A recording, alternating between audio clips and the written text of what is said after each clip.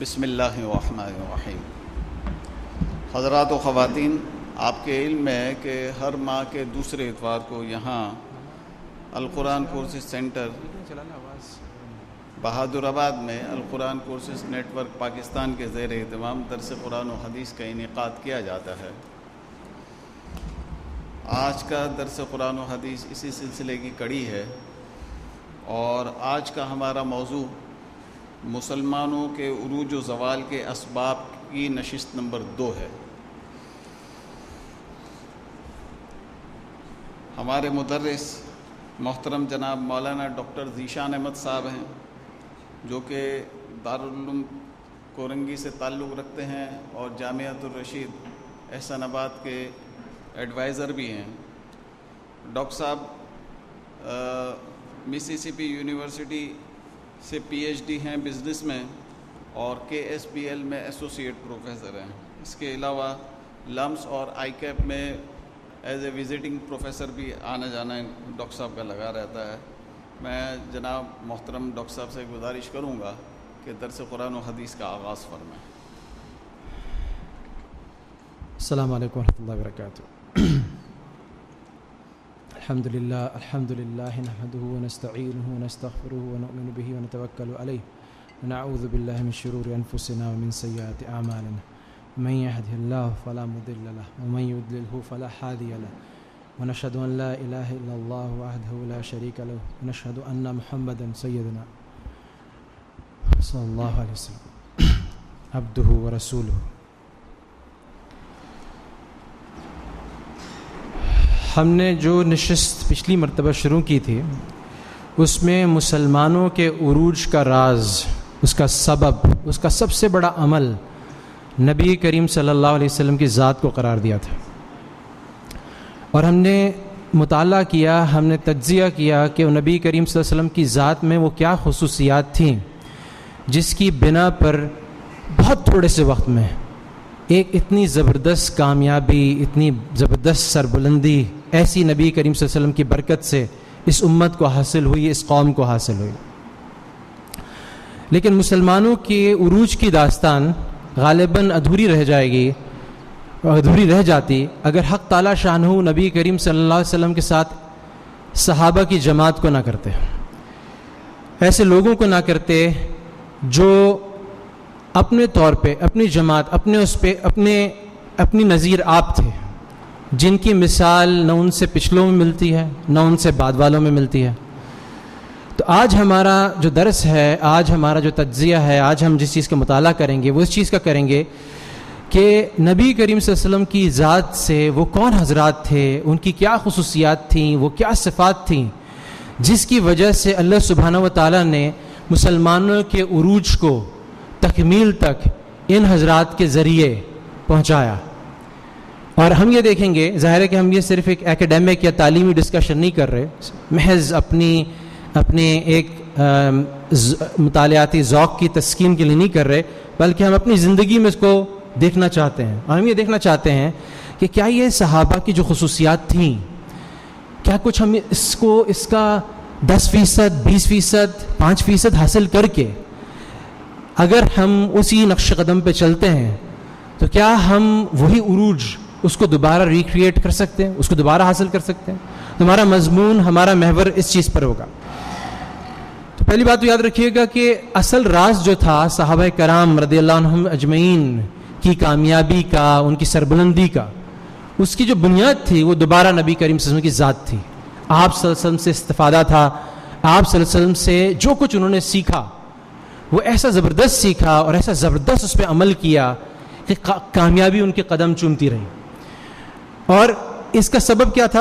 اگر ہم یہ دیکھیں کہ نبی کریم صلی اللہ علیہ وسلم کے ساتھ ان کا کیسا تعلق تھا، تو یہ سمجھیں کہ جیسے میں خود چونکہ ٹیچنگ کے شعبے سے وابستہ ہوں، سیکھنے سکھانے کے شعبے سے وابستہ ہوں، تو سمجھیں یہ کورس تھا جو 23 سال کا تھا، اور اس میں سکھانے والے حضرت محمد صلی اللہ علیہ وسلم رسول عربی نبی الامی تھے، اور سیکھنے والے حضرت ابو بکر، حضرت عمر، حضرت عبد الرحمن بن عوف، حضرت عثمان، حضرت علی، دیگر عشرہ مبشرہ، حضرت بلال، حضرت عبداللہ بن مسعود، حضرت معاذ بن جبل، حضرت ابو موسیٰ اشعری، یہ حضرات اور سینکڑوں دوسرے صحابہ تھے جنہوں نے نبی کریم صلی اللہ علیہ وسلم سے پریکٹیکل ٹریننگ لی. یہ تعلیم کا طرز کیا ہوتا تھا, اس کو سیکھنے کا طریقہ کیا ہوتا تھا کہ یہ صحابہ کرام رضی اللہ تعالیٰ عنہم اجمعین نبی کریم صلی اللہ علیہ وسلم سے ہدایات لیتے تھے اور اس کو فوراً اپنی زندگی میں اس پر عمل بجا لاتے تھے.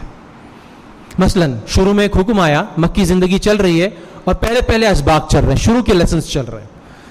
تو پہلے اسباق میں آیا, پہلا سبق آیا کفو ایدیکم, اپنے ہاتھ روک کے رکھو. اب یقین مانے کہ یہ قوم ہے کہ جس کی بدلہ لینا, ریونج جس کی گھٹی میں پڑا ہوا ہے, یہ بدلہ لیے بغیر ان کو چین نہیں آتا. ان کے قصے ہیں کہ کتنی بڑی بڑی جنگیں, صدیوں کی جنگیں جو چھڑی رہتی تھیں ان کے درمیان صرف بدلے کے چکر میں. اب ان کو کہہ دیا جا رہا ہے کہ اب جو ایمان لائے ہو مکے کی 13 سال کی زندگی میں اپنا ہاتھ کافروں پہ نہیں اٹھا سکتے, چاہے وہ جیسی بھی زیادتی تم سے کریں. چنانچہ وہ دیکھ رہے ہیں کہ اپنے آقا, اپنے محبوب, ان کو طرح طرح کی اذیتیں اور ان کی طرح سے ان کی رسوائی کی جا رہی, لیکن وہ برداشت کر رہے ہیں. طرح طرح سے ان کو خود اذیتیں دی جا رہی ہیں. حضرت عمار کے قصے, حضرت بلال کے قصے, حضرت خباب کے قصے. حضرت عمار کے سامنے, ان کی نگاہوں کے سامنے ان کی والدہ کو زخمی کیا جا رہا, ان کو بری طرح شہید کیا جا رہا, لیکن اس کے باوجود حضرت عمار رضی اللہ عنہ کو اجازت نہیں ہے کہ وہ آگے سے ہاتھ اٹھائیں. حضرت ابو بکر رضی اللہ عنہ کو پہ چاروں طرف سے کافر ٹوٹ پڑے. عتبہ بن ربیعہ نے اتنا حضرت ابو بکر کو مارا کہ آخر میں ان کے قبیلے نے ان کی جان چھڑائی کہ اگر یہ مارا جائے گا تو ہم اس کے بدلے میں فلاں کو تمہارے اس کے بدلے میں قتل کریں گے. تب ان کی جان کی خلاصی ہوئی, لیکن ہاتھ نہیں اٹھا رہے, ہاتھ روک کے رکھے. یہ سبق نمبر 1. پھر آگے چل کر کے جب بھی جس قربانی کے لیے ان کو آواز دی جا رہی, مال خرچ کرنے کے لیے تو مال قربان کر رہے, جان کی قربانی کے لیے کہا جا رہا تو جان قربان کر رہے, وقت کی قربانی کے لیے کہا جا رہا تو وقت قربان کر رہے, ہجرت کے لیے کہا جا رہا تو ہجرت کر رہے. اور یہاں تک کہ عجیب ان کا, اور یہ جو تعلق تھا ان کا, ہم یہ دیکھتے ہیں اپنے ٹیچنگ کیریئر میں کہ ایک اسٹوڈنٹ جس کا تمسک, جس کا تعلق, جس کا لگاؤ اپنے استاد کے ساتھ جتنا زیادہ ہے, وہ طالب علم, وہ تلمیذ, وہ اسٹوڈنٹ سب سے زیادہ اپنے ٹیچر سے فائدہ اٹھاتا. تو ان کا تعلق کیسا تھا نبی کریم صلی اللہ علیہ وسلم سے کہ نبی کریم صلی اللہ علیہ وسلم کی مجلس کو چھوڑنے کا ان کا دل ہی نہیں چاہتا تھا. نبی کریم صلی اللہ علیہ وسلم کی مجلس میں بیٹھے رہتے تھے. حضرت عروہ بن مسعود ثقفی رضی اللہ عنہ, بعد میں رضی اللہ عنہ, اس وقت کافر تھے. حدیبیہ کے موقع پر جب کافروں سے نیگوسیشنز مسلمانوں کی چل رہی تھیں تو یہ کافروں کی طرف سے نمائندے بن کے, قریشیوں کی طرف سے نمائندے بن کے نبی کریم صلی اللہ علیہ وسلم کے پاس آئے اور نبی کریم صلی اللہ علیہ وسلم سے کہا کہ اے محمد, اگر تم یہ سمجھتے ہو کہ تم اپنے اس طاقت کے بلبوتے پہ سارے عرب کو ختم کر دو گے تو یہ تو نہیں ہونے والا. اس سے پہلے بھی کئی لوگوں نے کوشش کی کہ عربوں کو ختم کر دیں, تم ان کو بالکل فنا نہیں کر سکتے. اور اگر وہ تم پہ زور پکڑ جائیں, اگر ان کا تم پہ غلبہ ہو جائے تو پھر میں دیکھتا ہوں کہ تمہارے آس پاس جو لوگ ہیں وہ کوئی شریف لوگ نہیں ہیں, وہ ہلکے لوگ ہیں, وہ کمزور لوگ ہیں, وہ نظم والے نہیں ہیں. ان پہ ذرا مصیبت پڑے گی تمہارا ساتھ چھوڑ کے بھاگ جائیں گے. ساتھ میں نبی کریم صلی اللہ علیہ وسلم کے حضرت ابو بکر کھڑے ہوئے ہیں. حضرت ابو بکر رضی اللہ عنہ فرماتے ہیں اور بہت بری لہجے میں اس سے زجر و توبیخ کے ساتھ اس کو ڈانٹتے ہوئے کہتے ہیں کہ اے عروہ, جا کے اپنے معبود لات کی گندی جگہ کو چاٹ, اور برا بھلا اس کو کہتے ہیں. حضرت عروہ بن مسعود ثقفی رضی اللہ تعالیٰ عنہ, وہ بعد میں رضی اللہ تعالیٰ عنہ اس وقت کافروں کے نمائندے, وہ اس کی طرف متوجہ ہوتے ہیں, کہتے ہیں یہ کون ہے؟ او ابو بکر, اگر تمہارا احسان مجھ پہ اس سے پہلے نہ ہوتا تو تمہاری اس گالی کا جواب میں اچھی طرح دیتا. ابھی بات چیت اور چلتی ہے کہ اس نیگوسیشنز کے دوران, اس مکالمے کے دوران جو نبی کریم صلی اللہ علیہ وسلم کے ساتھ ہو رہا ہے, عربوں کی عادت ہوتی تھی کہ وہ اگلے سے مخاطب سے اس کی داڑھی پکڑتے تھے, اس کی داڑھی پکڑ کر اس کو مخاطب کرتے تھے. تو برابر میں مغیرہ بن شعبہ رضی اللہ تعالیٰ عنہ کھڑے تھے اور وہ خرد پہنے ہوئے تھے. یہ مغیرہ بن شعبہ جو ہیں عروہ بن مسعود ثقفی کے بھتیجے ہیں, سگے بھتیجے. تو جب یہ دیکھتے ہیں کہ یہ ان کو کیسے برداشت تھی کہ یہ کافر جو ہے ہمارے آقا کی داڑھی کو ہاتھ لگا رہا ہے, تو انہوں نے اپنے تلوار کا جو دستہ تھا وہ اس کے ہاتھ میں مارا اور پش کیا. اب عروہ بن مسعود ثقفی اور حیران ہوا اور انہوں نے پوچھا یہ کون شخص ہے؟ ان کو بتایا گیا کہ یہ مغیرہ بن شعبہ تمہارا بھتیجا ہے. تو اس نے کہا کہ اے اوکم بخت، اگر تو نے جو ابھی زیادتی کی تھی، حضرت مغیرہ بن شعبہ نے کچھ کافروں کو قتل کیا تھا جس کا دیت جو تھی، جس کی دیت ان کے چچا عروہ بن مسعود ثقفی نے دی تھی، تو انہوں نے کہا کہ اے بدبخت، اگر تیری پرانی زیادتی کو تو ابھی تک میں بھگت رہا ہوں، تیری ایسی کیسی ہمت. یہ سب بات ہوتی ہے. عروہ بن مسعود ثقفی کفار کے پاس، قریش کے پاس واپس جاتے ہیں اور کفار سے کہتے ہیں کہ دیکھو اے جماعت قریش، میں اس سے پہلے، اب آپ یہ تصور کریں کہ کیسا تعلق ہے اسٹوڈنٹ ٹیچر کا، معلم متعلم کا، استاد شاگرد کا، کیسا آپس میں تعلق ہے. تو یہ عروہ بن مسعود ثقفی کے مکالمے سے پتہ چل رہا ہے. وہ فرماتے ہیں، قریش کو کہتے ہیں جماعت قریش، میں اس سے پہلے بڑے بڑے بادشاہوں کے دربار میں گیا، میں قیصر کے دربار میں بھی گیا، میں کسریٰ کے دربار میں بھی گیا، میں نجاشی کے دربار میں گیا، لیکن میں نے ایسا تعلق جیسا ان صحابہ کی جماعت کا رسول اللہ صلی اللہ علیہ وسلم کے ساتھ ہے، ایسا تعلق میں نے کہیں نہیں دیکھا. جب ان کے منہ سے کوئی بات نکلتی ہے تو یہ ٹوٹ پڑتے ہیں کہ کون اس پہ عمل درآمد پہلے کر لے. جب ان کے منہ سے جب یہ کہیں تھوکتے ہیں تو یہ اس کو زمین پر نہیں گرنے دیتے، یہ اپنے ہاتھوں پہ، اپنے بدن پہ، اپنے منہ پہ مل لیتے ہیں. جب ان کے وضو کا پانی وضو کرتے ہیں تو ان کے وضو کا پانی زمین پہ نہیں پہنچ پاتا، بلکہ اس سے پہلے وہ آپس میں اپنے بدن پہ لگا لیتے، اور جس کو نہیں ملتا وہ دوسرے سے ہاتھ مل مل کے اس کو اپنے بدن پہ لگا لیتا. اور میں نے دیکھا جب یہ بات کرتے ہیں تو بڑی نیچی آواز میں رسول اللہ صلی اللہ علیہ وسلم سے بات کرتے ہیں، اور ان کی ہمت نہیں ہے، ان کے اندر اتنی جرأت نہیں ہے کہ یہ آنکھ اٹھا کر کے نبی کریم محمد کے چہرے کو دیکھ کر کے ان سے بات کریں علیہ الصلوۃ والسلام. تو یہ ایسا طبقہ تھا. انہوں نے کہا کہ میں نے بڑی جگہ میں نے دیکھی، بڑے معاشرے دیکھے، بڑے بڑے بادشاہوں کو دیکھا، لیکن ایسی تعظیم، ایسا عشق، ایسی تکریم میں نے کہیں نہیں دیکھی. تو یہ صحابہ کا جذبہ، یہ صحابہ کا لگاؤ تھا، تب صحابہ کو وہ عزت نصیب ہوئی. ہمارے ایک ساتھی ہیں، ان کا یہ بڑا جذبہ تھا. وہ یہ بڑے اس سے کہتے تھے کہ مجھے اس بات کا افسوس ہے کہ میں صحابہ کے دور میں نہیں پیدا ہوا. ہمارے ساتھ کے ہیں، وہ ہمارے ایک دوست کے ڈرائیور ہیں. تو ان کو لوگ سمجھاتے تھے کہ دیکھو اللہ کی حکمت ہوتی ہے، اللہ کی بصیرت ہوتی ہے، آپ جس دور میں پیدا ہوئے اللہ تعالیٰ کی حکمت تھی. تو کہتے تھے نہیں، مجھے اس دور میں نہیں پیدا ہونا تھا، مجھے صحابہ کے ساتھ پیدا ہونا، صحابہ کے دور میں پیدا ہونا تھا. ایک دن وہ آئے، کہنے لگے کہ نہیں، میں بالکل ٹھیک دور میں پیدا ہو گیا ہوں. سب حیران ہوئے کہ بھئی آپ کے اوپر تو یہ ذہن میں یہ بہت شدت سے آپ کے اوپر غلبہ تھا کہ میں غلط زمانے میں پیدا ہوا، مجھے صحابہ کے ساتھ پیدا ہونا چاہیے تھا. تو کہنے لگے میں نے رات میں خواب دیکھا. اچھا، یہ چونکہ ڈرائیور تھے، ناردرن ایریا سے تھے، تو ظاہر خواب بھی اسی کانٹیکس میں آتا ہے، اسی سیٹ اپ میں آتا ہے. تو کہنے لگے میں نے خواب میں دیکھا کہ میں نے رسول اللہ صلی اللہ علیہ وسلم کو خواب میں دیکھا، اور میں نے دیکھا کہ میں رسول اللہ صلی اللہ علیہ وسلم کو گھمانے کے لیے پہاڑیوں پہ لے جا رہا ہوں. اور میں دیکھا کہ جیپ جو ہے جس کو میں چڑھا رہا ہوں پہاڑیوں پہ، اس کا بریک فیل ہو جاتا. اچھا، وہاں پہ اسٹینڈرڈ آپریٹنگ پروسیجر یہ ہے کہ اگر جیپ وغیرہ کا بریک فیل ہو جائے تو چونکہ وہ اونچائی ہے اس کے بریکس ناکافی ہو سکتے ہیں، چاہے وہ 4 ویل ڈرائیو کیوں نہ ہو. تو پہلا ایس او پی کیا ہے کہ آپ کیا کرتے ہیں، فوراً پتھر لے کر کے آپ ٹائرز کے آگے لگاتے ہیں. تو یہ کہنے لگے میں اترا اور جیپ ہلکی ہلکی سرک رہی تھی، اور میں نے ڈھونڈا لیکن وہاں چٹانیں تھیں، فکس چٹانیں، مجھے پتھر کوئی نہ ملا. میں گھبرا کے ادھر بھاگا ادھر بھاگا، رسول اللہ علیہ وسلم کی فکر سے میرا دل برا، حال برا. اب جب میں مایوس ہو کے پلٹا کہ کس طرح سے ہاتھ سے رکوں، کچھ کروں، تو میں نے یہ دیکھا کہ نبی کریم صلی اللہ علیہ وسلم کے ساتھ جو صحابہ کرام تھے اس جیپ میں، جو میرے ساتھ تھے صحابہ کرام، انہوں نے اپنے سر ٹائروں کے نیچے دیے ہوئے. تو مجھے پتہ چل گیا کہ میرا لیول اور صحابہ کا لیول بہت مختلف ہے. وہ استعداد، وہ خصوصیات، وہ صفات جو اللہ نے صحابہ کو دی وہ دوسروں کو نہیں دی، تبھی وہ صحابہ بنے. اسی لیے امت کے تمام علماء کا اجماع ہے کہ چاہے کتنا بڑا ولی ہو، کتنا بڑا عالم ہو، کتنا بات کا بڑا بزرگ ہو، قطب ہو، ولی ہو، وہ کسی ادنا سے ادنا صحابی کے درجے سے کوئی نہیں پہنچ سکتا. تو یہ صحابہ کی ٹریننگ تھی، یہ صحابہ کے تعلق تھا نبی کریم صلی اللہ علیہ وسلم. ایک صحابیہ کا واقعہ بتاتا ہوں. ایک صحابیہ احد میں نبی کریم صلی اللہ علیہ وسلم کی تلاش میں نکلی، کیونکہ خبر آئی تھی کہ نبی کریم صلی اللہ علیہ وسلم شہید ہو گئے. حالانکہ نبی کریم صلی اللہ علیہ وسلم کے دندان مبارک شہید ہوئے تھے، نبی کریم خود سلامت تھے. تو رستے میں جب نکلی تو گھر سے ان کے والد، ان کا بھائی، ان کا بیٹا اور ان کا شوہر، یہ چاروں جنگ میں غزوہ احد میں شریک تھے. لیکن یہ گھر جب نکلی اور جب مسلمان واپس لوٹ رہے تھے تو کسی سے انہوں نے یہ سوال نہیں کیا کہ میرے شوہر کا کیا بنا, میرے والد کا کیا ہوا, میرے بھائی کا کیا. یہ پوچھتی تھی کہ نبی کریم صلی اللہ علیہ وسلم خیریت سے ہیں, رسول اللہ خیریت سے ہیں. یہ پوچھتی ہوئی جب نکلی تو کسی نے ان کو بتایا کہ تمہارے والد وہ اللہ کے راستے میں شہید ہو گئے, تو انہوں نے انا اللہ پڑھی, روئی نہیں.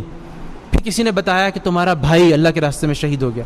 پھر کسی نے بتایا کہ تمہارا شوہر اللہ کے راستے میں شہید ہو گیا, تمہارے بیٹے اللہ کے راستے میں شہید ہو گئے. لیکن ان کا سوال بار بار ہی ہوتا تھا, یہاں تک کہ کسی نے ان کو بتایا نہیں رسول اللہ صلی اللہ علیہ وسلم خیریت سے ہیں, عافیت سے ہیں. تو ان کو چین نہیں آیا, ان کا کہ خدا کے لیے مجھے رسول اللہ صلی اللہ علیہ وسلم کی زیارت کروا دو. رسول اللہ صلی اللہ علیہ وسلم کے پاس گئیں اور ان کو دیکھ کے رونے لگیں اور کہنے لگیں, ان کا دامن پکڑ کے کہنے لگیں, یا رسول اللہ اگر آپ عافیت سے ہیں, آپ حفاظت سے ہیں, تو میرے لیے دوسری تمام تکالیف ہیچ. تو بھائیو دوستو بزرگوں, یہ جو جن سے اللہ تعالیٰ نے مسلمانوں کے عروج کا, سربلندی کا کام لیا, وہ معمولی لوگ نہیں تھے. وہ بہت ایک اعلیٰ کلاس تھی, ایک اعلیٰ بیٹ تھی, ایک بہت ہی عجیب لوگ تھے جن کی تعریفیں مسلمان تو مسلمان, کفار جو لکھتے ہیں, میں نے بہت کفار مورخین کو پڑھا, میں نے ڈیوڈ ہیوز اس کو ہیو کینیڈی کو پڑھا, رابن کو پڑھا, دوسروں کو پڑھا. یہ جو ہیں یہ بعض اوقات ان کے لہجے میں جو ہے وہ ایک غیر یقینی کیفیت ہوتی ہے. کہتے ہیں یہ کیسے ہو سکتا ہے, کیسے ہو سکتا ہے, یہ کہانیاں ہیں. ان کو یقین نہیں آتا, لیکن ہم جانتے ہیں کہانیاں نہیں ہیں. وہ اتنے زبردست انقلاب کے پیچھے حقیقی راز ہے. دوسری چیز, ایک چیز یہ تھی کہ اچھے طالب علم تھے, اپنے استاد کی قدر کرتے تھے, اپنے استاد سے تمسک تھا, لگاؤ تھا, اس کے عاشق تھے, رات دن اس کی بات سنتے تھے, کسی بات کے خلاف نہیں کرتے. دوسری بات یہ تھی کہ استاد نے علیہ الصلوۃ والسلام نے ان کے اندر ایک ایسی اسپرٹ انفیوز کر دی تھی, ایسا جذبہ ڈال دیا تھا, ایسی لگن, ایسی دھن سوار کر دی تھی کہ ہر وقت ان کے سامنے منزل, مقصد, نبی کریم صلی اللہ علیہ وسلم کی فکر کہ کیسے اللہ کا کلمہ, اللہ کا دین سب سے سربلند ہو جائے, ساری انسانیت اسلام میں داخل ہو جائے, نبی کریم صلی اللہ علیہ وسلم کا دین عام ہو جائے. یہ ان کی رات دن کی دھن تھی. ان کو کپڑے بنانے کا شوق نہیں تھا, ان کو گھر بنانے کا شوق نہیں تھا, ان کو کاروبار چمکانے کا شوق نہیں تھا. ان کی ایک ہی دھن تھی. اس کی بہت ساری مثالیں ہیں. حضرت ابو بکر جب خلیفہ بنے تو حضرت عمر جیسا شدید شخص, جس کو ہم کہتے ہیں نا خطبے میں جمعے میں سنتے ہیں کہ دین کی امور میں سخت شدید, حضرت عمر رضی اللہ عنہ نے آگے حضرت ابو بکر کے سامنے درخواست کی کہ اے ابو بکر, کیا آپ ایک ہی وقت میں مانعین زکوٰۃ کے پیچھے بھی لشکر روانہ کرتے ہیں, ایک ہی وقت میں مسلمہ کا قذاب اور دوسرے جو منکر, جو نبوت کے دعوے دار ہیں, ان کے پیچھے بھی کرتے ہیں, اور ساتھ ساتھ آپ اسامہ بن زید کا لشکر بھی ساتھ روانہ کرتے ہیں, ایک ہی وقت میں 3 فرنٹیئرز اوپن کر رہے ہیں, تینوں طرف بھیج رہے ہیں. تو حضرت عمر رضی اللہ تعالیٰ کو حضرت ابو بکر نے کیا جواب دیا؟ ان کے سینے پہ ہاتھ مارا اور جواب دیا کہ کیا تم جاہلیت میں جبار تھے اور یہ اسلام میں آ کے نرم پڑ گئے؟ جتنی شدت تھی تمہاری وہ سب ختم ہو گئی اسلام میں آ کے. اور ان کو احساس دلایا کہ یہ رسول اللہ صلی اللہ علیہ وسلم کی ترتیب تھی, اور ایک ایک کا جواب دیا اور کہا کہ جو لشکر رسول اللہ صلی اللہ علیہ وسلم نے اپنی زندگی میں تیار کیا اسامہ بن زید رضی اللہ تعالیٰ عنہ کا, اس کو میں کیسے روک سکتا ہوں؟ اور جو زکوٰۃ جیسے بنیادی اسلامک ستون کا, پلر کا منکر ہے, اگر وہ جو اونٹ دیتا تھا, بکری دیتا تھا, اس کی رسی سے بھی انکار کرے گا زکوٰۃ میں اس سے جہاد کروں. تو ایک عظیمت تھی, اور آخر 2.5 سال کی خلافت تھی, لیکن سارے فتنے جو اس وقت کے تھے, جو نبی کریم صلی اللہ علیہ وسلم کے وصال کے بعد کھڑے ہوئے تھے, ان ساروں کو اپنی زندگی میں نپٹایا. ایک زبردست فاتح کی کہانی آتی ہے, آپ ضرور خود پڑھیے گا, اپنے بچوں کو پڑھائیے گا, بہت انسپائرنگ ہے, زندگی بدل دینے والی کہانی. اور یہ کہانی ہے عقبہ بن نافع کی, جو محنت حضرت خالد بن ولید رضی اللہ تعالیٰ عنہ نے عراق میں کی, شام میں کی, کہ وہ بنیاد بنے اسلامی فتوحات کی, وہی محنت عقبہ بن نافع رضی اللہ تعالیٰ عنہ نے شمالی افریقہ میں کی. یہ حضرت عمر بن العاص جو فاتح مصر تھے, ان کے بھانجے تھے, اور ان کے بارے میں ان کی جو میں بات کر رہا ہوں کہ جو دھن سوار تھی اور زندگی کا ایک مقصد تھا, یہ اس کا ایک بہترین نمونہ تھے. چنانچہ جب نبی کریم صلی اللہ علیہ وسلم زندہ تھے تو یہ چھوٹے سے بچے تھے, لیکن بعد میں جب یہ بڑے ہوئے, مصر فتح ہو گیا, تو ان کو کمانڈر بنایا گیا, سپہ سالار بنایا گیا.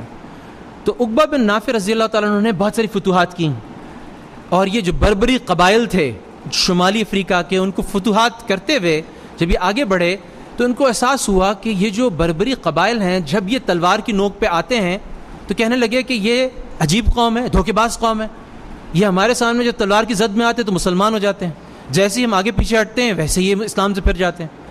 تو انہوں نے کہا میں یہاں پر اس ناردرن افریقہ کے اندر، اس شمالی افریقہ کے قلب میں، ہارٹ میں ایک شہر آباد کروں گا، اس کا نام قیروان رکھا ہے، اور وہ شہر ایسا ہوگا جہاں پہ مسلمان مدینے سے، حجاز سے، کوفہ سے، بصرہ، مختلف جگہوں سے آئیں گے، آباد ہوں گے اور پھر دین کو پھیلائیں گے، وہ ایک مرکز بنے گا اسلام کا۔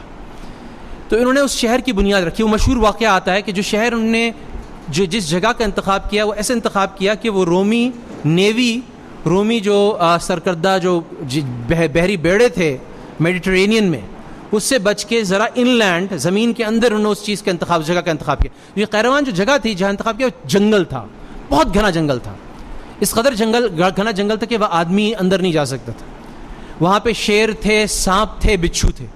تو جب انہوں نے اپنے ساتھیوں کو حکم دیا کہ تم یہ درخت کاٹنا شروع کرو اور شہر کی بنیاد رکھو، تو ان ساتھیوں نے ان سے کہا کہ ہم جاتے ہیں تو یہ سانپ کاٹتے ہیں ہمیں، بچھو ہمارے پاس آتے ہیں، وہاں شیر غراتا ہے ہم پر۔ تو انہوں نے تاریخ کی کتابوں میں موجود ہے، بڑوں سے ہمارے منقول ہے سند کے ساتھ، کہ انہوں نے 12 صحابیوں کو جمع کیا۔ اس بڑے لشکر میں 12,000 تک کا لشکر تھا، اس میں سے 12 صحابیوں کو جمع کیا جو اسم کے قریبی صحابی تھے، اور ان کو جمع کر کے دعا کر کے اللہ سے مانگ کر کے یہ گئے جنگل میں، انہوں نے اعلان کیا تم جانتے ہو ہم کون ہیں؟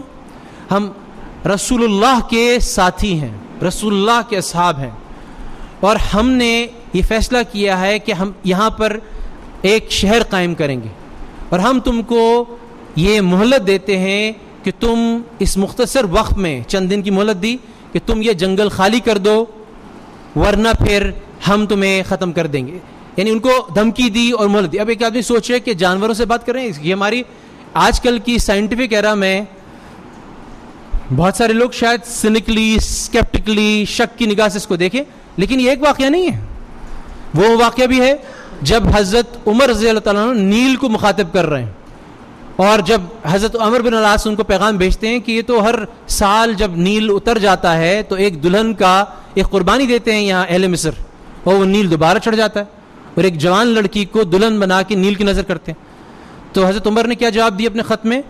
حضرت عمر نے جواب دیا کہ یہ جاہلیت کی رسومات ہے، ہم ہرگز یہ کام نہیں کر سکتے، اور ایک خط لکھا نیل کے نام خط۔ یہاں ہم جانوروں کی بات کرتے ہیں، جانور تو پھر بھی سنتے بولتے ہیں، یہاں حضرت عمر کا خط تو نیل کے نام جا رہا ہے۔ سارے مورخین محدثین اس چیز میں متفق ہیں کہ سچا واقعہ ہے۔ اور حضرت عمر کا خط اس میں کیا تھا؟ اے نیل، اگر تو اللہ کے حکم سے چلتا ہے تو میں تجھے خلیفہ، اللہ کے رسول کا خلیفہ ہونے کی نسبت سے یہ آرڈر دیتا ہوں، یہ کمانڈ دیتا ہوں، یہ حکم دیتا ہوں کہ تو چل پڑ، اور تو اگر اللہ کی حکم سے نہیں چلتا، اللہ کے اذن سے نہیں چلتا تو تیری مرضی، چاہے جو کر۔ اور یہ ڈالتے ہی خط وہ دن ہے اور آج کا دن ہے، نیل کبھی جزر کا شکار نہیں ہوا، نیل کبھی ڈاؤن ٹائٹ کا شکار نہیں ہوا، نیل کا پانی برابر ہمیشہ اتنا ہی رہا۔ تو یہ بات عقبہ بن عامر کی تو اور قرین قیاس ہے، حضرت عمر کے خط سے ہو سکتا ہے۔ تو جب انہوں نے بات کی اور وہ کیا تو اس وقت کے آبزرورز جو وہاں وٹنسز تھے، وہاں جو لوگ موجود تھے، انہوں نے دیکھا کہ شیر جو ہیں، شیرنی اپنے بچوں کو اٹھا کر کے وہاں سے بھاگ رہی ہے، سانپ اس کو خالی کر رہے ہیں، اور کہتے ہیں جب وہاں پہ انہوں نے مسجد بنائی تو کبھی ان کو نہ بچھو، نہ سانپ، نہ شیر کبھی ان کو نظر نہیں آئی۔ یہ ہماری زندگی، یہ وہ دیکھیں ہماری جو عروج کی بنیاد ہے نا، وہ ایٹامک بامز پہ نہیں ہے، ہمارے عروج کی بنیاد جو ہے وہ سائنٹیفک ڈسکوریز پہ بھی نہیں ہے، ہمارے عروج کی بنیاد جو ہے نا ٹیکنالوجی، یہ تاریخ کی حقیقت ہے، یہ میں اپنی طرف سے نہیں گڑھ رہا، آپ جتنا مطالعہ کریں گے آپ کو بات واضح ہو جائے گی۔ ہمارے عروج کی بنیاد ان اعمال سے ہے، اس تعلق سے ہے، اس محنت سے ہے، اس ایمان سے ہے جو اللہ کی رحمت کو کھینچ لیتی ہے، جو اللہ کی مدد کو متوجہ کر لیتی ہے، جس کے آگے اللہ سبحانہ و تعالیٰ کہتے ہیں یہ وہ قوم ہے جس کی مدد، یہی تو ہیں جن کا میں نے تورات میں ذکر کیا، یہی تو ہیں جن کا میں نے انجیل میں ذکر کیا۔ کیا ذکر آتا ہے تورات میں، انجیل میں؟ 10,000 لوگ کوہ فاران پہ آئیں گے اور وہ اللہ کے دین کی مدد، اللہ کے رسول کے مددگار ہوں گے، اللہ کے رسول کے حواری ہوں گے۔ یہ تورات کی اسٹیٹمنٹ ہے، یہ تورات کی اور انجیل کی اسٹیٹمنٹ۔ وہ 10,000 لوگ کوہ فاران کا مطلب کیا؟ جب یہ 10,000 بتائی جاتی ہے، جب فتح مکہ ہوا تو صحابہ کی تعداد کتنی تھی؟ 10,000۔ تو یہ تو وہ مثل ہے جس کی مثال اللہ تعالیٰ نے پہلی کتابوں میں دی. تو یہ تو وہ لوگ تھے, تو ان کا بھروسہ اللہ پہ تھا, ان کا تعلق اللہ کے ساتھ تھا, اور لہٰذا اللہ کی مدد ان کے ساتھ آتی تھی. اس کے اور بھی واقعات ہیں. حضرت عقبہ بن نافع نے جب یہ شہر قیروان قائم کر دیا تو اب چاہیے تھا کہ یہاں پہ ریٹائرمنٹ کی زندگی گزارتے. ایک شہر قائم کر دیا, قلعہ قائم کر لیا, جماعتیں بیچتے رہتے, وہاں سے مانیٹر کرتے رہتے. لیکن ان اللہ کے بندوں پر تو ایک جیسے دھن سوار تھی, ایک جذبہ ایسا مسلط تھا جس کا کوئی علاج ہی نہیں تھا. تو عقبہ بن عامر رضی اللہ عنہ نے یہ کیا کہ اپنے بیٹے کے ذمے سپہ سالاری کمانڈنگ رول اپنے بیٹے کے ذمے سپرد کیا, اور خود جو ہیں وہ نارتھ افریقہ میں مزید مغرب کی طرف, مزید ویسٹ کی طرف, ٹونیسیا, الجیریا, ٹونیسیا, موراکو کی طرف انہوں نے اپنا سفر کا آغاز کیا. اور ان کے ساتھ کتنے لوگ تھے؟ کہتے ہیں چند ہزار لوگ تھے, 12,000 بھی نہیں تھے, چند ہزار, سنگل ڈیجٹ ہزار, 3-4 ہزار کا آتا ہے زیادہ میں زیادہ جو نمبر آتا ہے. یہ ان کے ساتھ گئے اور مختلف موقعوں پہ مختلف جگہوں کو فتوحات کرتے ہوئے, اللہ کا دین پہنچاتے ہوئے, اللہ کا پیغام پہنچاتے ہوئے اور فتوحات کرتے ہوئے ان چند ہزار لوگوں کے ساتھ یہ بالآخر مغرب کے ساحل تک پہنچ گئے. اور مغرب کے ساحل پر پہنچ کر یہ مشہور واقعہ ہے, ہم اپنے بچوں کو بھی سناتے ہیں, کہ انہوں نے اٹلانٹک اوشن میں اپنے گھوڑے کو ڈالا. اور آپ کو پتہ ہے اٹلانٹک اوشن کے ادھر جو ہے وہ امریکہ وغیرہ ہے, اور مختلف روایت میں کچھ مختلف باتیں آتی ہیں. ان کا گھوڑا جب پیٹ تک اس کے پانی پہنچ گیا تو انہوں نے کہا کہ یا اللہ, اگر مجھے علم ہوتا کہ اس کے آگے بھی کوئی آبادی ہے, اس کے آگے بھی کوئی لوگ ہیں جہاں تیرے دین کو پہنچانا ہے, تو میں اپنے اس گھوڑے کو آگے ڈال دیتا اور یہ سفر کرتا, یا میں ذوالقرنین کی طرح اس سمت میں سفر کرتا اور میں ہرگز نہ رکتا, یہ پانی حائل نہ ہوتا. تو یہ جذبہ تھا. پھر واپسی میں جب یہ واپس آ رہے تھے تو اللہ کے راستے میں ان کی شہادت ہوئی, اللہ کے راستے میں ان کی شہادت ہوئی. حضرت ابو ایوب انصاری بہت بزرگ ہو گئے, بہت بوڑھے ہو گئے, لیکن پھر بھی یہ کہہ رہے ہیں کہ مجھے جو استنبول میں مارکا پیش آ رہا ہے, قسطنطنیہ میں مسلمانوں کی فوجیں جمع ہیں, وہاں پر مجھے اس محاذ پہ لے چلو. ان لوگوں کا بیٹھنے کا ان کی زندگی میں, یہ لوگ ایک انگریزی میں لفظ استعمال کرتے ہیں ریلنٹلیس, یہ چھوڑتے نہیں تھے, یہ ہمت نہیں ہارتے تھے, یہ ریٹائرمنٹ نہیں لیتے تھے, یہ جب تک شہید نہیں ہو جاتے تھے, جب تک اللہ کے راستے میں بالکل مزمحل نہیں ہو جاتے تھے ان کے قوا, تب تک یہ لگے رہتے تھے. تو ایک ان کی خصوصیت یہ تھی کہ ان کی زندگی کا جو بنیادی طور پہ ڈرائیور تھا, جو بنیادی طور پہ ان کی زندگی کو ہلا دینے والی چیز تھی, وہ مقصد اعلیٰ تھا جس پہ ان کے معلم, ان کے استاد نبی کریم صلی اللہ علیہ وسلم ان کو چھوڑ کر گئے تھے. ایک ان کی ایک اور خصوصیت یہ تھی کہ اللہ اور اللہ کے رسول کے بعد یہ کسی مخلوق کا تاثر اپنے دل میں نہیں لیتے تھے, کسی سے مروب نہیں ہوتے تھے, کسی سے متاثر نہیں ہوتے تھے. تو بڑے بڑے بادشاہوں کے دربار میں گئے. نجاشی کے دربار میں حضرت جعفر طیار اور دوسرے حضرات جب گئے تو اس وقت عمر بن العاص اور عمارہ رضی اللہ تعالیٰ عنہما, جو بعد میں بنے لیکن اس وقت کفار کی نمائندگی کر رہے تھے, تو جب یہ دربار میں داخل ہوئے تو انہوں نے نجاشی کو اکسایا. انہوں نے کہا دیکھو یہ مسلمان ہیں, یہ جعفر طیار اور ان کا پورا عملہ, یہ دیکھو تم کو سجدہ نہیں کر رہے, جو دربار کے آداب ہیں. اب دربار کا ایک روب ہے, دربار کی پوری ایک متاثر کن ایک پورا اس کا سیٹ اپ ہے, لیکن یہ جب وہاں داخل ہوئے تو انہوں نے انکار کر دیا. اب نجاشی نے جب ان سے سوال کیا کہ تم ہمارے دربار کے آداب کے مطابق ہمارے سجدے سے کیوں رک گئے, تو ان کو حضرت جعفر طیار کو کوئی چیز مانے نہ ہوئی, ان کو کوئی رکاوٹ پیش نہ آئی, ان کو کوئی جھجک نہ ہوئی. انہوں نے صاف اس کے منہ پہ بولا کہ ہمارا دین کہتا ہے کہ ہم اللہ کے سوا کسی اور کے آگے سجدہ ریز نہ ہوں. تو اس کی کسی سے مروبیت نہیں, اسی ایٹیٹیوڈ کو, اسی رویے کو نجاشی نے پسند کیا, اور بعد میں اسی بنا پر اور اس مکالمے کی بنا پر ان کی حمایت کا اعلان کیا. اسی طرح ربیع بن عامر رضی اللہ تعالیٰ عنہ کو حضرت سعد بن ابی وقاص نے اپنے نمائندے کے طور پہ رستم کے پاس, یزگرد کے پاس بھیجا. اچھا, ایک طرف یہ عرب جو تھے یہ بالکل بے سر و سامان تھے, دوسری طرف یہ رستم تھا, یہ بڑی سوفسٹیکیٹڈ سویلائزیشن تھی, بہت ایڈوانس سویلائزیشن تھی. تو انہوں نے کہا کہ ان کا جو نمائندہ آئے گا نا, تو اس کو تو ہم اپنی دولت سے, اپنے سونے چاندی سے, اور ہمارے پاس جو دنیاوی سر و سامان ہے اس سے ہم اس کی ایسی آنکھیں چندھیائیں گے کہ جب یہ واپس جائے گا تو یہ اپنے آقاؤں کو, اپنے سرداروں کو کہے گا کہ ان سے ہمارا کوئی مقابلہ نہیں ہے, یہ ہم جو حالات ہیں، ہماری جو بے سر و سامانی ہے، اور ان کے پاس جو سامان ہے اور آسائش ہے، آرائش ہے، جنگی سامان ہے، سونا چاندی، ان سے ہمارا کوئی مقابلہ نہیں ہے. تو گویا کہ انہوں نے پورا سیٹ اپ اس طرح سے کیا کہ وہاں پر قالین بڑے قیمتی بچھائے گئے، وہ خوب تیار ہوا، اس کے سر پہ تاج، سونے کے تخت پہ بیٹھا، تو ہر چیز مرصع اور ہر چیز مزین. جب ربعی بن عامر رضی اللہ عنہ وہاں پہ پہنچے تو انہوں نے، ان کی عجیب حال، وہ گھوڑے پہ بیٹھ کر خرد میں نیزے کے ساتھ، تلوار میان میں، اس کے ساتھ وہاں پہنچے. اب مورخین یہ لکھتے ہیں کہ وہ جو نیزہ تھا ان کا، وہ ایسے کارپیٹ سے رگڑ کھا رہا تھا کہ ساری جو ان کی قالین تھی، وہ قالین بیچ میں سے پھٹ رہی تھی. اور انہوں نے نظر اٹھا کے نہ سونے کو دیکھا، نہ چاندی کو دیکھا، نہ کسی چیز کو دیکھا. آگے جا کر کے جو رستم تھا، اس کی جو تکیہ تھی، اس کو چاک کر کے وہاں پہ اپنا گھوڑا باندھا اور وہاں پر بیٹھ گئے. اب یہ جو لوگ جو سمجھ رہے تھے کہ ہم سے تاثر لیں گے، جو مروب ہوں گے، وہ حیران تھے کہ یہ تو ان چیزوں کی طرف نظر اٹھا کے نہیں دیکھ رہا. اور اس کو دیکھنے میں وہ صاف یہ لگ رہا تھا کہ بالکل یہ ایک ایسا شخص ہے جس کا ان چیزوں پر سے گزر بھی نہیں ہوا، جس کے دل میں ذرا سا بھی ان چیزوں کا نہ روپ پڑا، نہ تاثر قائم ہوا. اب رستم نے ان سے پوچھا. اچھا، اب انہوں نے کہا، وہ جا کر جب رستم کے قریب ہوا تو انہوں نے کہا کہ تم یہ جو نیزہ ہے اور تلوار ہے اور خرد ہے، اس کو اتار دو، اس کو چھوڑ دو. اس نے کہا میں اس کو نہیں چھوڑوں گا، میں تمہارے بلانے پر آیا ہوں، میں خود نہیں آیا. اگر تم لوگوں کو منظور نہیں ہے تو میں واپس جا رہا ہوں. تو رستم نے کہا نہیں، اس کو روکو، اس کو بلاؤ. جب رستم کے پاس گئے تو رستم نے ان سے سوال کیا، اور یہ چیز تھی، یہ مقصد تھا، یہ وہ اعلیٰ مقصد تھا جن سے ان صحابہ کی زندگی جس محور کے گرد گھومتی تھی. تو رستم نے پوچھا کہ تم کیوں آئے ہو؟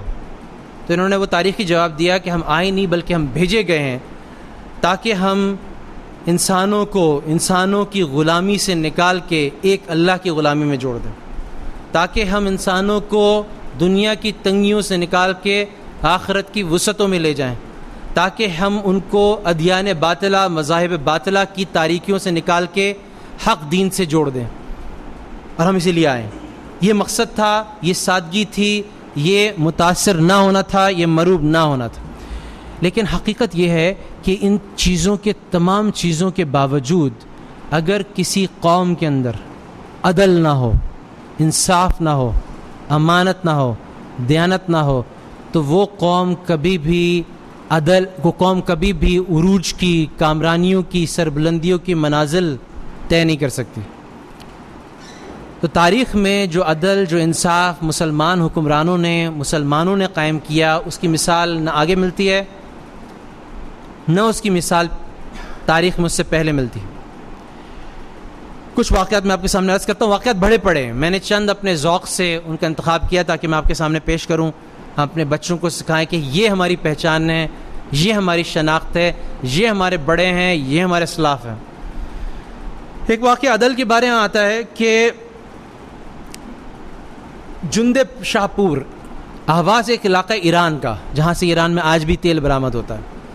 تو وہاں پر جب قادسیہ کی فتح ہوئی تو کچھ علاقے ان کے گڑھ تھے، فارسیوں کے، پرشینز کے، جہاں پہ انہوں نے پناہ لی. تو مسلمان وہاں اس کو فالو کرتے رہے، ان کے پیچھے جاتے رہے. تو یہاں پہ ان کا بہت بڑا قلعہ تھا جندے شاہ پور میں، اور وہاں پر یہ قلعہ بند ہو گئے.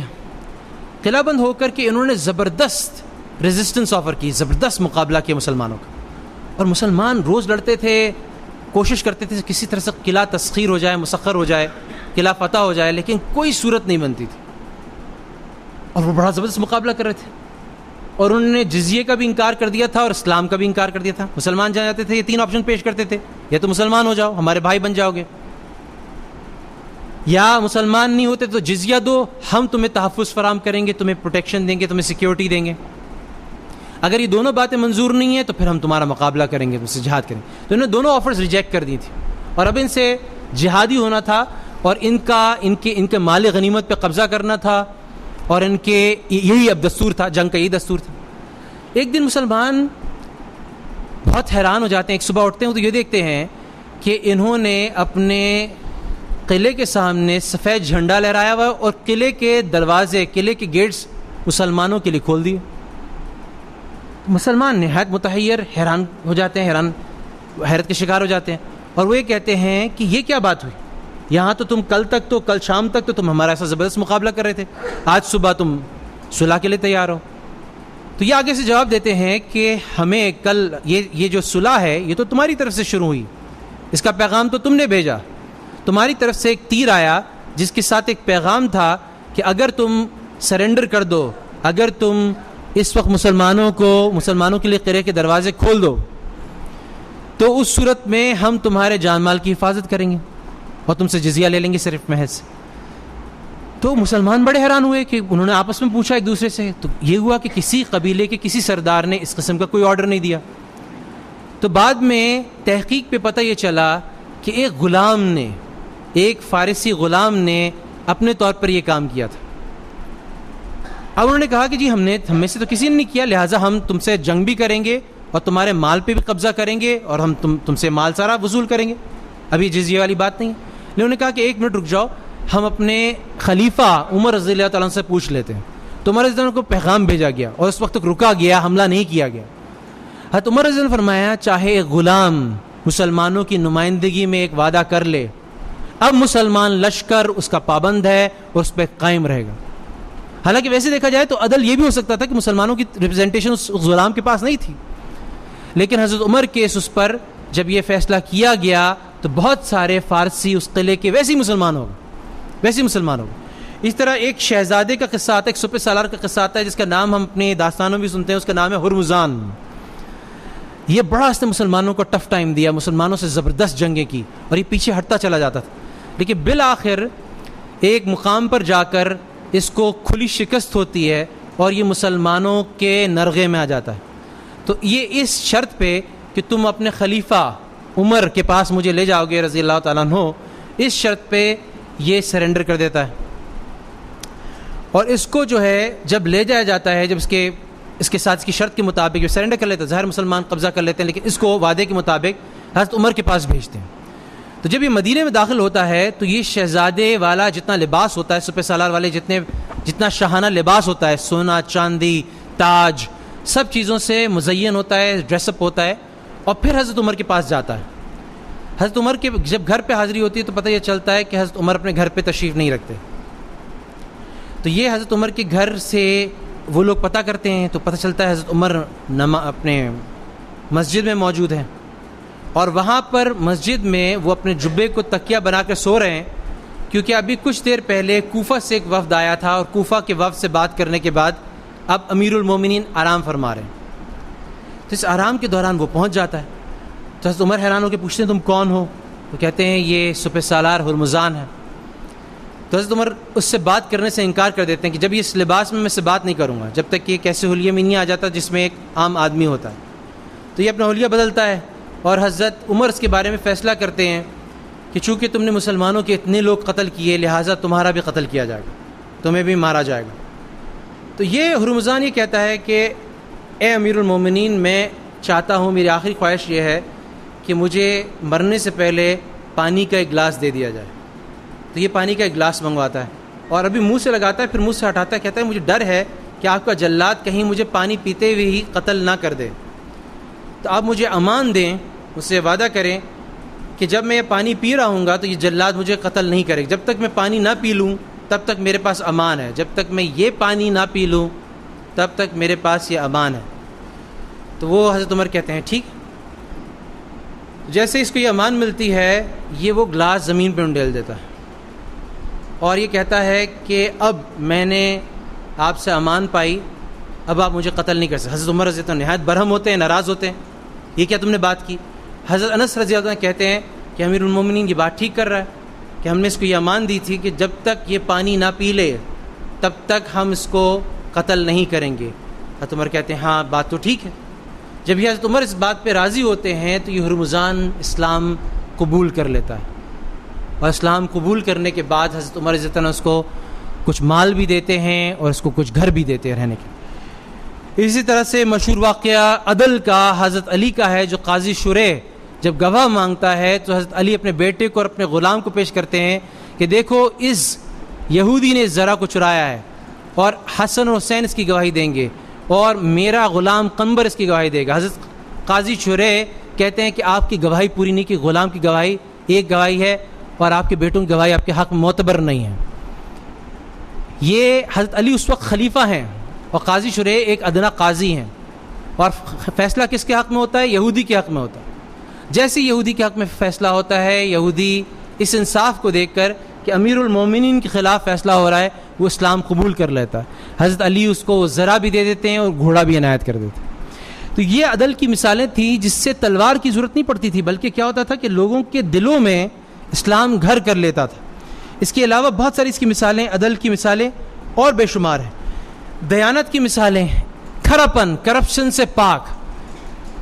جب ایک مدائن جب فتح ہو رہا تھا تو مسلمانوں کا ایک دستہ جو مقدمۃ الجیش تھا، جو ایڈوانس پارٹی تھی، انہوں نے دیکھا کہ جب یہ بھاگ رہے ہیں، یہ فارسی لوگ ہم سے بھاگ رہے ہیں، تو ایک ان کا بھاگتے وقت، ایک پل کو پار کرتے وقت ان کا ایک گدھا پانی میں گر جاتا ہے، اور یہ اس کو چھوڑ کے بھاگنے کے بجائے، اپنی جانیں بچانے کے بجائے پورا اہتمام کرتے ہیں کہ اس گدھے کو پانی سے کسی طرح سے نکال لیں. یہ بڑے حیران ہوتے ہیں کہ اس گدھے کے اوپر کیسا سامان لدا ہوا ہے جس کی حفاظت کے لیے اپنی جانیں خطرے میں ڈال رہے ہیں. کہ کسی طرح سے اس کو تعاقب کر کے اس لشکر پہ قابو پا کر کے دیکھتے ہیں تو اس سے صندوق برآمد ہوتا ہے. اور صندوق میں کسریٰ کے تاج سے لے کے اس کے لباس سے لے کے نہایت اہم قیمتی چیزیں اس میں سے برآمد ہوتی ہیں. تو جو مسلمانوں کا سردار ہوتا ہے وہ، اور کچھ ایک حضرت عامر کا قصہ آتا ہے جو بنی عبد قیس سے ہوتے ہیں. یہ جاتے ہیں اور اس وقت کے خازن کے پاس اپنا منہ چھپا کر کے جو چیزیں ان کے قبضے میں آتی ہیں وہ اس کے حوالے کر دیتے ہیں. کہتے ہیں یہ تو بڑی قیمتی چیز ہے، یہ تو ایسی چیز ہے کہ یہ کوئی آدمی جس کے پاس وہ خود بادشاہ بن سکتا ہے، وہ کہیں غائب ہو جائے اور ساری زندگی اس کو بیچ کے گزارے، اس کی آگے آنے والی درجنوں نسلوں کے لیے وہ کافی ہوگا، تو تم یہ ہمارے پاس لے آئے. تو انہوں نے کہا کہ اگر میرا معاملہ اللہ کے ساتھ نہ ہوتا تو شاید میں تمہارے پاس کبھی نہ لاتا. میرا معاملہ چونکہ اللہ کے ساتھ ہے تو اس لیے میں نے تمہارے پاس یہ چیز پیش کر دی. اب وہ کہتے ہیں اچھا تم وہ چہرہ اپنا چھپائے ہوئے ہوتے ہیں، تم اپنا نام کم از کم بتا دو، اپنی شناخت ہمیں بتا دو. تو حضرت عامر فرماتے ہیں کہ جس کے لیے میں نے کیا ہے کام اس کے سامنے میری شناخت کا جاننا کافی ہے. لیکن بعد میں پتہ چلتا ہے کہ وہ حضرت عامر ہوتے ہیں جو اس کو کرتے ہیں. اسی طرح سے جن کے قبضے میں آیا ہوتا ہے وہ سارے کا سارا سامان جو ملتا ہے وہ خلیفہ کو مدینے میں بھیجا دیتے. تو ان کی جو امانت اور دیانت ہوتی ہے، تو میں آپ کو چند مثالیں دے رہا ہوں. اس کے علاوہ سینکڑوں مثالیں ہیں مسلمان حکمرانوں کی، فرما رواؤں کی، سپہ سالاروں کی، ایک ادنا سپاہی کی. کیوں ان کی تربیت ایسی ہوئی تھی؟ اب وہی تربیت کرنے والے کی بات ہے کہ ایک دفعہ نبی کریم صلی اللہ علیہ وسلم نے ایک حبشی کے بارے میں، جس کے بارے میں صحابہ کو گمان یہ تھا کہ جنتی ہے، شہید ہوتے ہیں وہ پہلے کی جنگوں میں نبی کریم صلی اللہ علیہ وسلم کے زمانے میں. تو نبی کریم صلی اللہ علیہ وسلم کو بتاتے ہیں کہ ایک ایسی چادر جس پہ انہوں نے مال غنیمت میں سے قبضہ کر لیا تھا، اس کی وجہ سے باوجود اس کے انہوں نے مسلمانوں کی طرف سے لڑا، اور باوجود یہ کہ اللہ کے راستے میں شہید ہوئے، لیکن ان کو سزا دی جا رہی. تو جب تعلیم ایسی تھی، صحابہ کی تعلیم ایسی تھی، تو وہ بہت زیادہ اللہ سے ڈرتے تھے، ان پہ خشیت اور تقوی کا غلبہ تھا.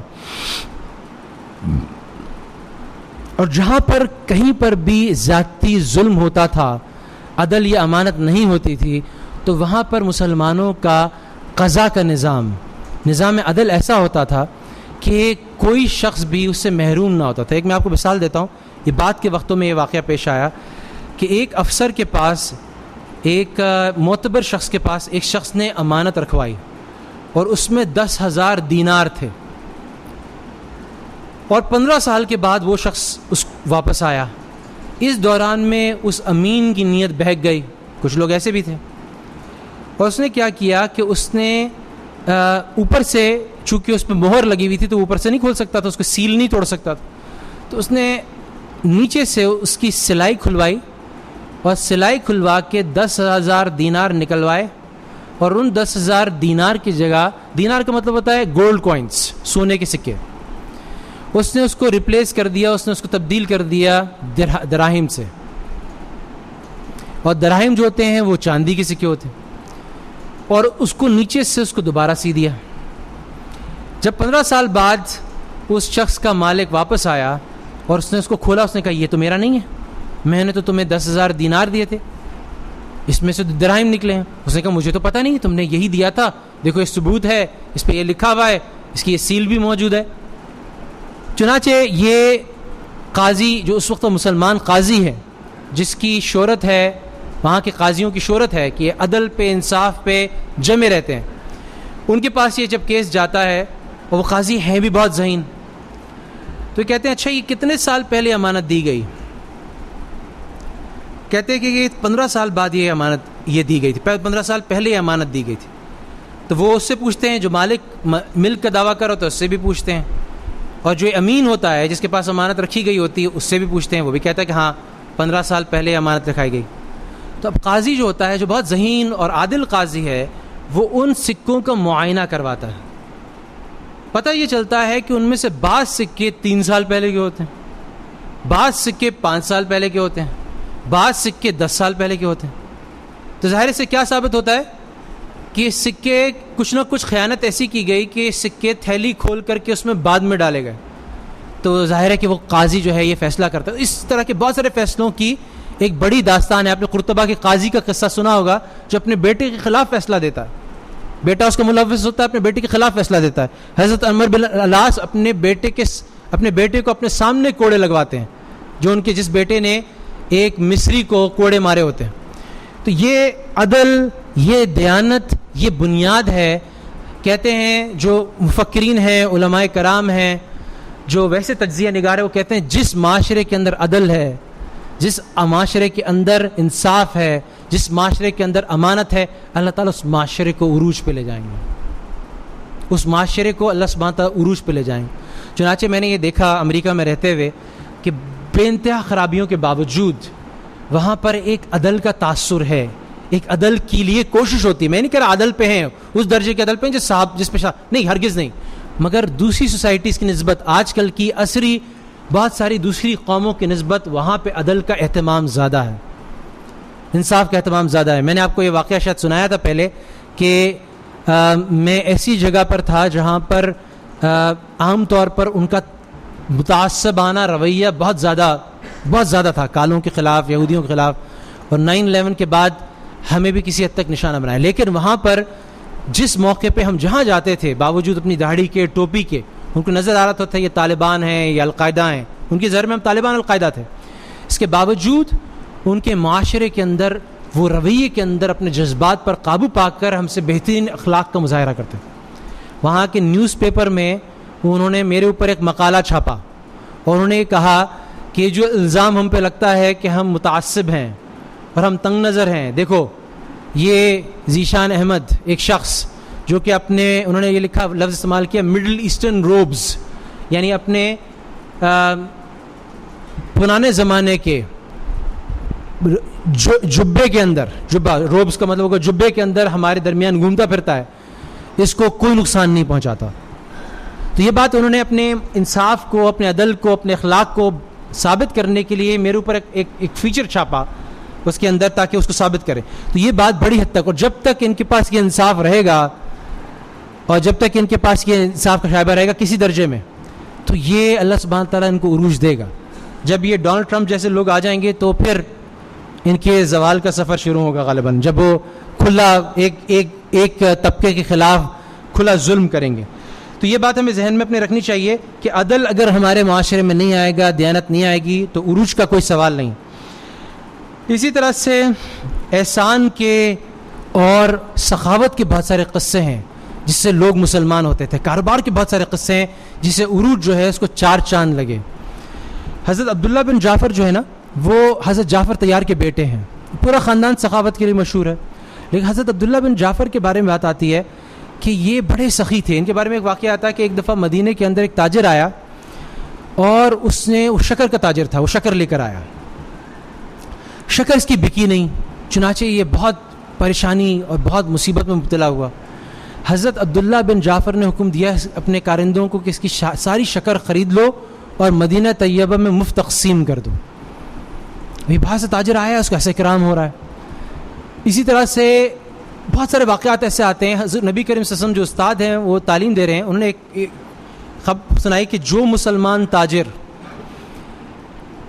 کوئی چیز بیچنے کے بعد کسی عیب کے بغیر وہ چیز واپس لے لے تو اس کے لیے میں جنت کا وعدہ کرتا ہوں.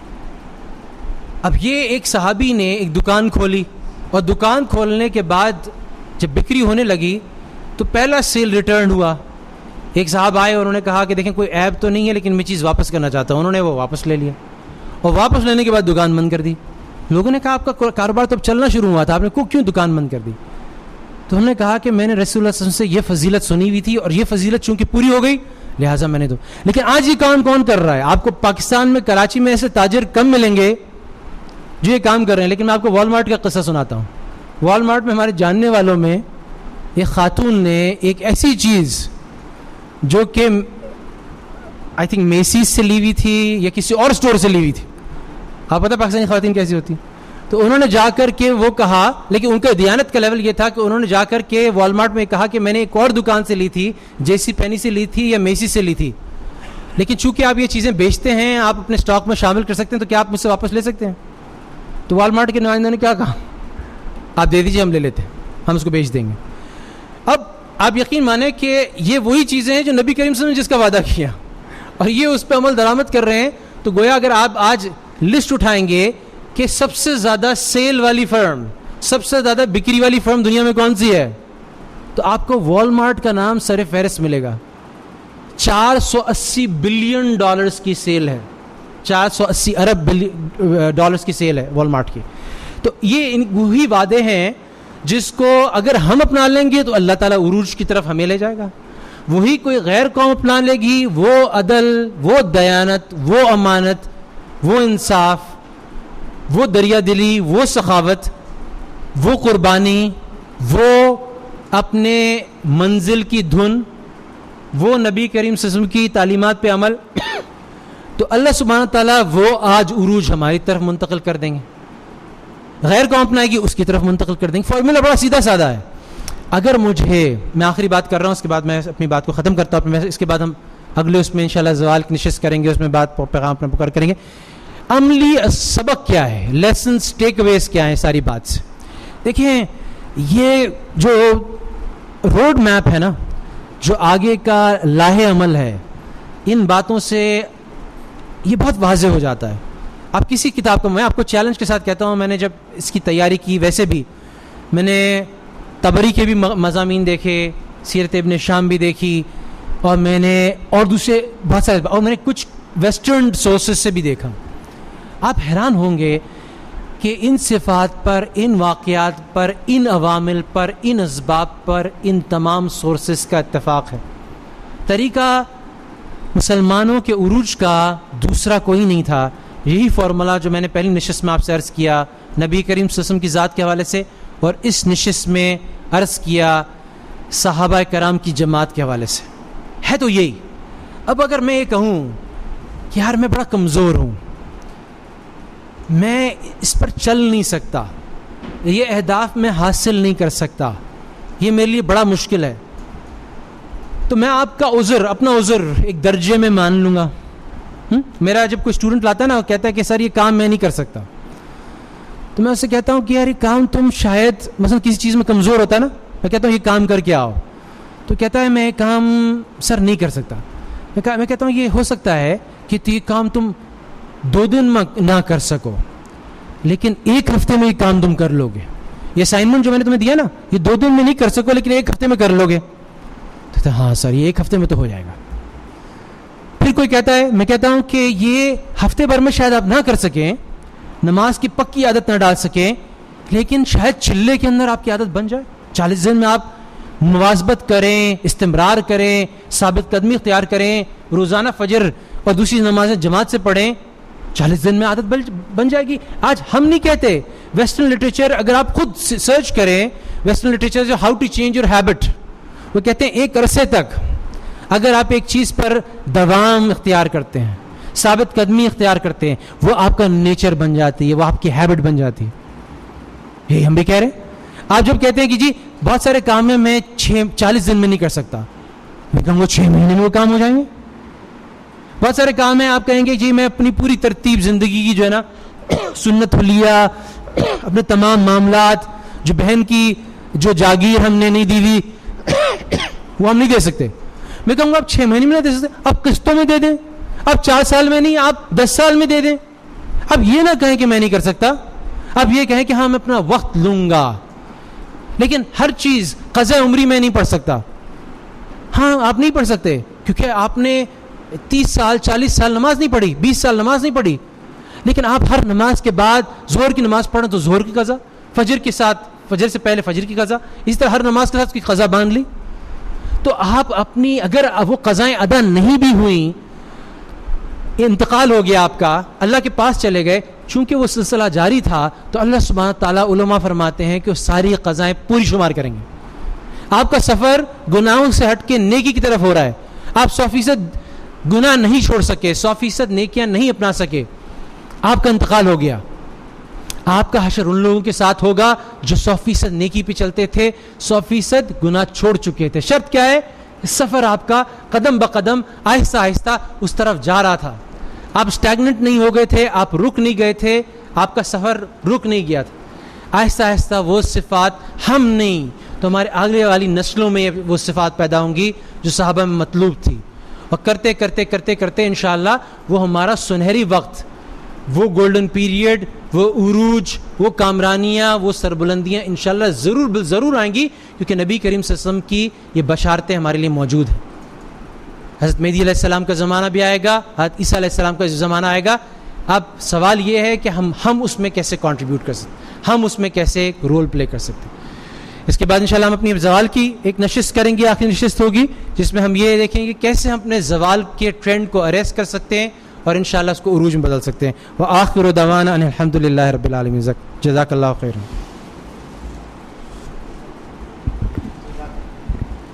جزاکم اللہ. یہ تھے ڈاکٹر ذیشان احمد صاحب. ڈاکٹر ذیشان احمد صاحب جو ہے دارالعلوم کورنگی کراچی کے فارغ التحصیل ہیں. اس کے علاوہ ڈاکٹر صاحب نے میسیسپی یونیورسٹی USA سے PhD کیا ہے بزنس میں, اور وزٹنگ پروفیسر ہیں لمس کے اور ICAP کے. اس کے علاوہ ایسوسیٹ پروفیسر ہیں KSBL کے. یہ ڈاکٹر صاحب کا مختصر تعارف ہے. کچھ اعلانات ہیں اور پھر اس کے بعد انشاءاللہ تعالیٰ دعا, اور ڈاکٹر صاحب دعا فرمائیں گے. اگلا ماہانہ درس قرآن و حدیث انشاءاللہ اتوار 14 اگست 11:30 بجے دن یہاں القرآن کورسز سینٹر میں منعقد ہوگا, اور انشاءاللہ تعالیٰ اسی موضوع کی, یعنی کہ مسلمانوں کے عروج و زوال کے اسباب کے حوالے سے یہ تیسری نشست ہوگی. اور جیسے کہ ڈاکٹر صاحب نے بتایا کہ یہ زوال کے اسباب پر وہ انشاءاللہ ڈسکس کریں گے. آپ تمام حضرات اور خواتین سے گزارش رہے گی کہ اگلے درس میں بھرپور طریقے سے نہ صرف شرکت کریں بلکہ اس کی بھرپور دعوت بھی چلائیں. یہاں القرآن کورسز نیٹ ورک کے زیر اہتمام بہت سارے کورسز منعقد کیے جاتے ہیں, اور ہر سال جو ہے رمضان المبارک کے بعد اس کا افتتاح ہوتا ہے. تو اس بار جو ہم کورسز آفر کر رہے ہیں وہ تقریباً 6 ہیں, اور ان کی میں تفصیل آپ کو بتا دیتا ہوں تاکہ آپ اپنی خواتین میں بات چلا سکیں, اور کالج اور یونیورسٹیز کی طالبات میں بالخصوص یہ بات چلنی چاہیے تاکہ زیادہ سے زیادہ جو ہے طالبات اور زیادہ سے زیادہ خواتین ان کورسز میں شریک ہوں.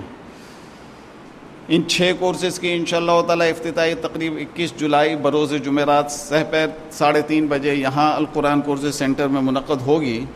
اور ہم جو کورسز آفر کر رہے ہیں وہ کچھ اس طریقے سے ہیں. نمبر 1, 1 سالہ القرآن کورسز. اس 1 سالہ القرآن کورسز میں جو مضامین پڑھائے جائیں گے اس میں ترجمہ و تفسیر منتخب, حدیث منتخب, فقہ منتخب, عقائد و اصول دین, بیسک عربک گرامر اور تجوید, یہ تمام کے تمام مضامین جو ہے یہ منتخب ہوں گے. نمبر 2, 2 سالہ ترجمہ و تفسیر قرآن کلاسز. یہ اس میں جو ہے 2 سالہ ترجمہ و تفسیر قرآن کلاسز میں مکمل قرآن کریم کا ترجمہ و تفسیر پیش کیا جائے گا. تیسرا کورس جو آفر ہم کر رہے ہیں 1 سالہ عربی گرامر کورس برائے قرآن فہمی. تو اس میں بھی جو ہے ہماری طالبات جو ہے بھرپور طریقے سے داخلہ لے سکتی ہیں. اس کے علاوہ 1 سالہ عربی بول چال کورس کی بھی فیسلٹی ہم نے یہاں رکھی ہے. تو اس میں بھی انشاءاللہ تعالی جو طالبات جو ہے عربی کی بنیادی گرامر سے جو ہے شد بدھ رکھتی ہیں ان کے لیے یہ عربی بول چال کورس جو ہے شروع کروایا ہے۔ عربی بول چال کورس جو ہے شہر میں جو ہے نہ ہونے کے برابر، مردوں میں نہیں ہوتا تو خواتین میں تو ہونے کا سوال ہی پیدا نہیں ہوتا سوائے ایک دو اداروں کے، تو اس موقع کو بھی جو غنیمت سمجھا جائے۔ اس کے علاوہ ایک تربیت گاہ معلمات شروع کی جا رہی ہے، 6 ماہی ہوگی اور وہ سرٹیفکیٹ کلاسز ہوں گی۔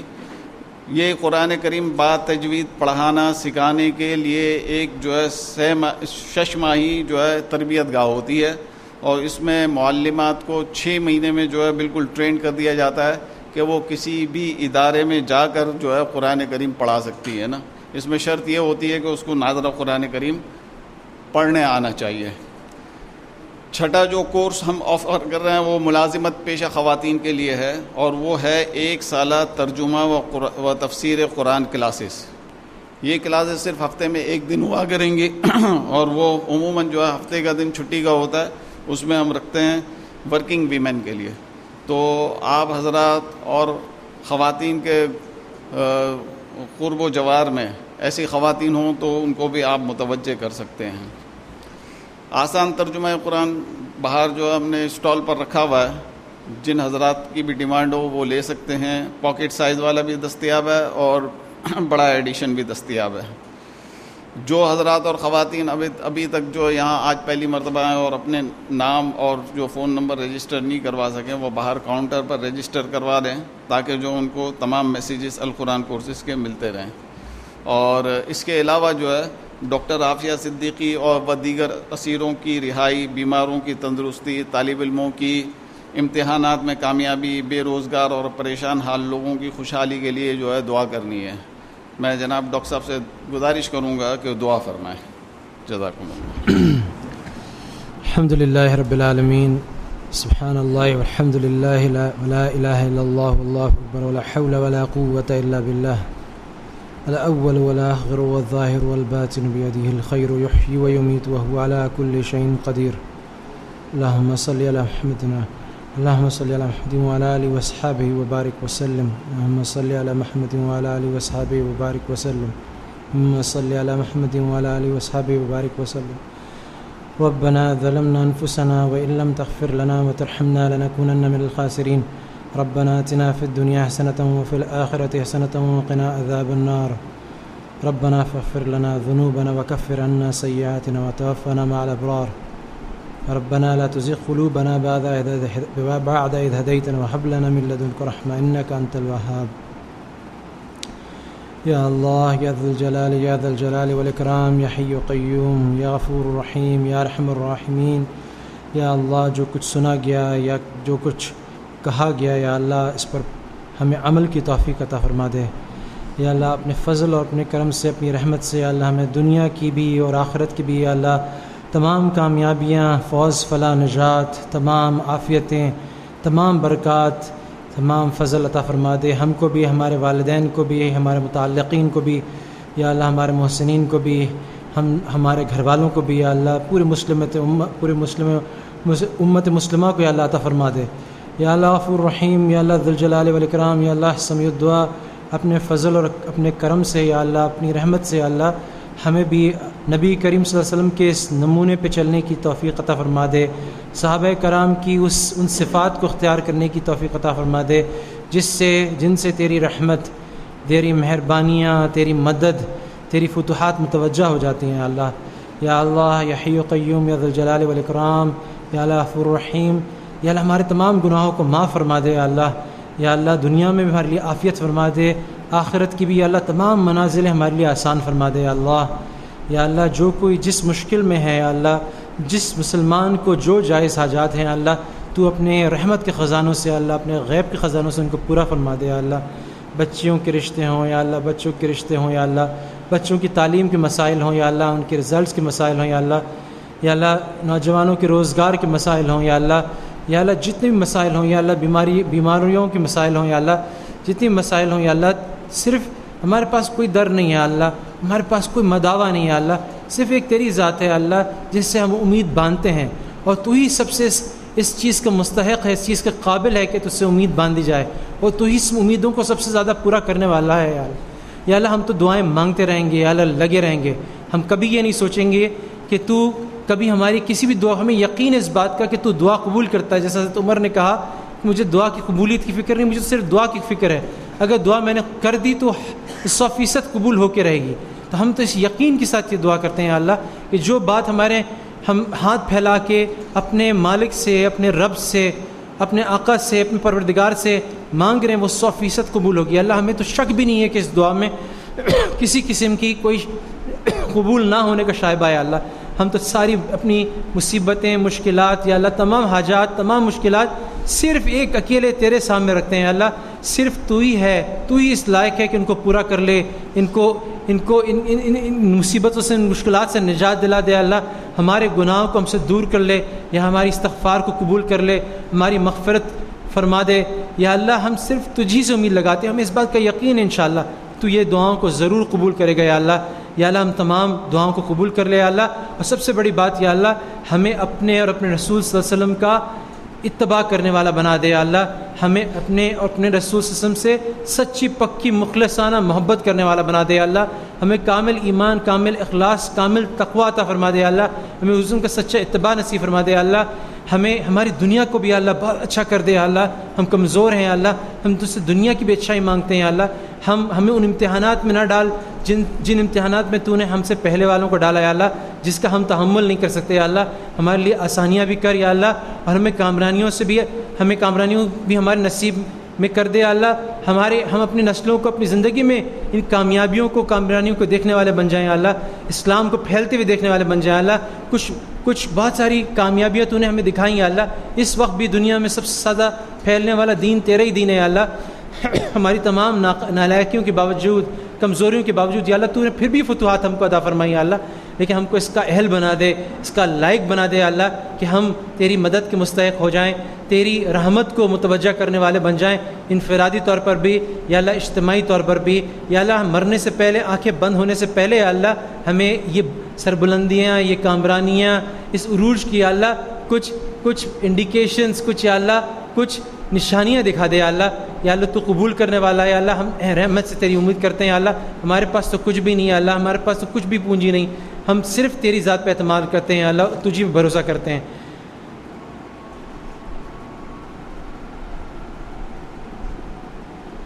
صلی اللہ تعالیٰ علی خیر خلقہ محمد و علیہ وسلم. اللہ تعالیٰ آپ سب کا بیٹھنا یہاں قبول فرما دے.